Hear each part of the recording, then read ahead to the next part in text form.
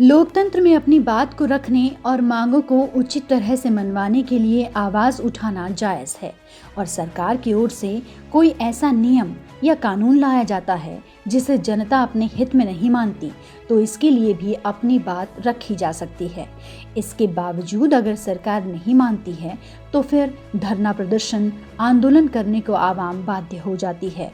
जी हाँ, ठीक इसी तरह से पिछले 2 महीनों से पंजाब, हरियाणा और उत्तर प्रदेश के किसान दिल्ली में सरकार द्वारा लाए गए 3 कृषि कानूनों का विरोध कर रहे हैं। किसानों का कहना है कि जो 3 कृषि कानून सरकार लेकर आई है वो किसानों के हित में नहीं है। इससे किसानों का भला नहीं बल्कि अहित होगा, जिसके विरोध में दिल्ली के सिंघू बॉर्डर, गाजीपुर बॉर्डर, टिकरी बॉर्डर पर आंदोलन पिछले 2 महीनों से जारी है। ऐसा नहीं है कि इन 2 महीनों में किसान प्रतिनिधियों और सरकारी तंत्र के बीच बातचीत ना हुई हो। अब तक करीब 16 दौर की बातचीत हो चुकी है, लेकिन ये बातचीत बेनतीजा निकली। इसके बाद आंदोलनकारियों ने ये ऐलान किया कि 26 जनवरी को ट्रैक्टर मार्च निकाला जाएगा और इस मार्च में हजारों की तादाद में किसान अपनी आवाज को बुलंद करेंगे। 26 जनवरी 2021 का दिन इतिहास के पन्नों में कैद हो गया। एक ओर देश गणतंत्र दिवस के जश्न को मना रहा था तो दूसरी ओर देश का किसान सरकार के काले कानून के खिलाफ सड़क पर था। कृषि कानूनों के खिलाफ गणतंत्र दिवस पर दिल्ली में निकाले जा रहे ट्रैक्टर मार्च के दौरान किसानों और पुलिस के बीच जमकर झड़प हुई। कई किसान घायल हुए और कई पुलिसकर्मी भी। कहा जा रहा है कि किसानों और दिल्ली प्रशासन के बीच ट्रैक्टर मार्च को लेकर जो समय और स्थान तय किया गया था उसका प्रदर्शनकारियों ने पालन नहीं किया। पिछले 4 दिन में 2 बार हुई हिंसा के बाद सरकार और पुलिस की तरफ से लगातार एक्शन हो रहे हैं। केंद्र सरकार ने किसान आंदोलन के तीनों अहम पॉइंट सिंघू, टिकरी और गाजीपुर बॉर्डर पर इंटरनेट सर्विस 31 जनवरी की रात 11 बजे तक बंद कर दी है। 2 बार हुई हिंसा के बाद अब किसानों ने आर पार की ठान ली है। भारतीय किसान यूनियन के प्रवक्ता राकेश टिकैत का एक वीडियो जारी हुआ है जिसमें उन्होंने रोते हुए अपने और किसानों के दर्द को बयां किया है। इस किसान को बर्बादी होने दूंगा देश के। आज अचानक क्या हुआ? आज अचानक क्या हुआ? वापसी होगा। आज अचानक क्या हुआ? पूरा घटनाक्रम बताइए। बीजेपी पार्टी लगी सारी किसानों को बर्बाद करने लगी, नहीं छोड़ने का। ये बिल भी वापसी होंगे, बिल भी वापसी होंगे। अगर बिल वापसी नहीं हुए, अगर कानून वापसी नहीं होंगे तो राकेश टिकैत आत्महत्या करेगा। साजिश खुल गई। आप रो क्यों रहे हो? क्यों रो रहे हो? मैंने आप खाली क्यों नहीं कर रहे हो?